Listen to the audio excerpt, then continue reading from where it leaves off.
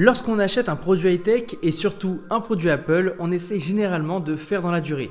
Le problème, c'est que je vois beaucoup trop de personnes se tromper sur le choix de leur future tablette.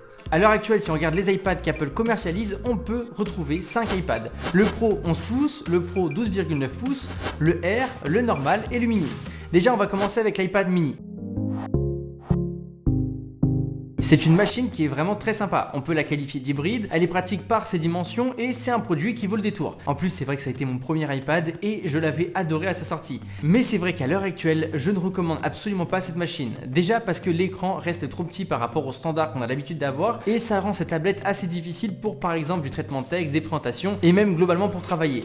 Malgré le fait qu'il ait assez de puissance pour faire tout ce qu'on pourrait avoir à lui demander. Donc vous l'avez compris, je ne peux pas le recommander pour la majorité d'entre vous, sauf si vous avez vraiment un usage et un besoin spécifique et là vous saurez que c'est celui qu'il vous faut, mais rien que quand je vois son design d'iPhone 6 je suis déjà un petit peu calmé. Après si vous êtes un grand fan d'iPad mini comme moi je l'ai été, il faut savoir qu'il y a beaucoup de rumeurs qui parlent d'un futur iPad mini avec un processeur plus puissant, un design beaucoup plus dans l'air du temps et qui serait donc plus utilisable pour une utilisation professionnelle, donc je pense qu'il faut juste être un petit peu patient. On va passer maintenant à l'iPad dit normal, le moins cher des grands iPads.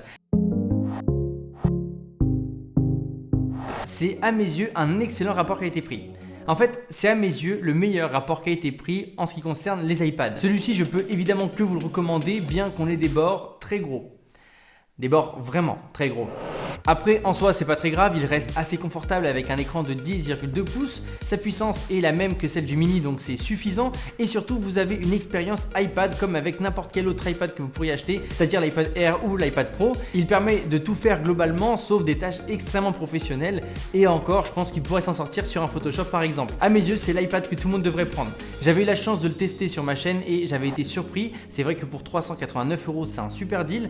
Par contre, je vous recommande de partir sur la version 128 Go pour 100 € de plus, je trouve que ça vaut clairement le coup et avec 128 Go, je ne pense pas que ce soit un produit que vous pourriez regretter. D'ailleurs, vu qu'on parle de produits que vous ne regretterez pas d'acheter par la suite, je tenais à vous parler des coques que vous voyez depuis le début sur mon iPad. C'est des coques ESR et c'est d'ailleurs eux qui sponsorisent cette vidéo. En gros, ESR vend un max d'accessoires high-tech pour Apple, dont des coques pour iPad et elles sont de super bonne qualité avec une vraie bonne finition, il n'y a vraiment aucun défaut sur ces coques là et à mes yeux, c'est vraiment la bonne alternative pour trouver des coques pour son iPad sans se ruiner parce que c'est vrai que si on voit celle d'Apple ou celle de d'autres marques concurrentes qui font des coques, ça monte assez vite. Elles sont franchement en plus ultra pratiques, elles répondent à tous les usages qu'on pourrait avoir. Je vous glisse le lien des coques en description, comme ça si vous êtes intéressé, vous savez ce qu'il vous reste à faire, faites-vous un petit plaisir.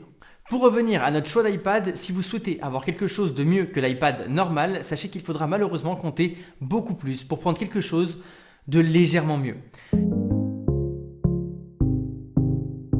Donc là, on parle évidemment du Air qui se trouve à 679 €, ce qui fait presque 2 fois plus d'argent à débourser. Par contre, il est évidemment beaucoup plus beau avec un design beaucoup plus dans l'air du temps et surtout, il a une puce qui est vraiment ultra puissante. Par exemple, si on prend un iPad mini ou l'iPad normal, on a une puce A12 qui est l'équivalent de l'iPhone 10S, alors qu'avec celui-ci, on a une puce A14 qui est l'équivalent de l'iPhone 12. Donc on est quand même beaucoup mieux servi pour tout ce qui va être jeux vidéo ou travail.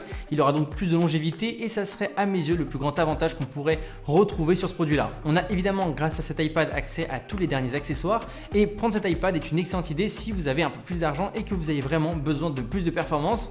Par contre, si c'est pour des choses assez basiques style traitement de texte, navigation, web, réseaux sociaux et tous ces trucs-là, sachez que l'iPad classique est largement suffisant. C'est juste si vraiment vous avez beaucoup d'argent que vous pouvez vous dire allez, je me fais un plaisir, mais sinon ça vaut pas vraiment le coup. D'ailleurs, si vous aimez mes vidéos, pensez à vous abonner pour ne pas faire partie des 78% des gens qui regardent mes vidéos sans s'abonner. Alors, je compte sur vous.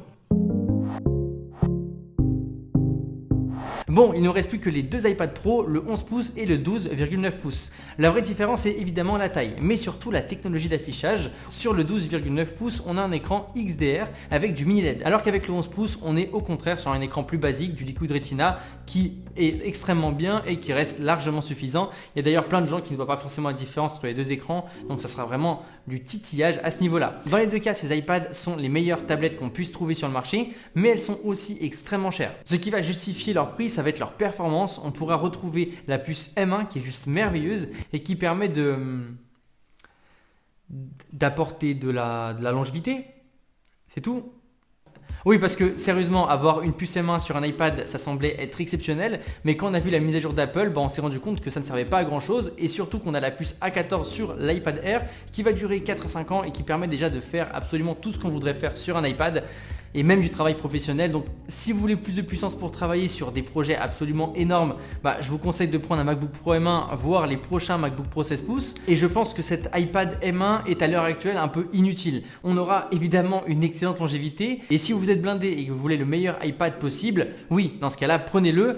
Mais dans les autres cas, je pense que le R ou même le classique feront largement le job. Là, on pourrait avoir envie de prendre un Pro, ça serait pour la dimension de l'écran avec le 12,9 pouces, c'est vrai que c'est attrayant. Mais si vous souhaitez avoir un grand iPad, je vous conseille plutôt de prendre un iPad Pro 2020 ou 2018 qui ont un très grand écran, le même form factor, qui sont quasiment pareils et qui sont largement suffisants. Bon, voilà les amis, mon petit guide d'achat pour les iPads de cette année. C'est vrai que beaucoup de gens deviennent fous à l'idée d'avoir la puce M1 sur une tablette, mais honnêtement, tant que iPadOS est autant limité, ça sert à rien de partir sur ce genre de modèle. Bref, si vous êtes arrivé jusqu'à là, j'imagine que c'est parce que vous avez aimé mon travail. Du coup, n'hésitez surtout pas à m'abonner pour me soutenir là-dedans.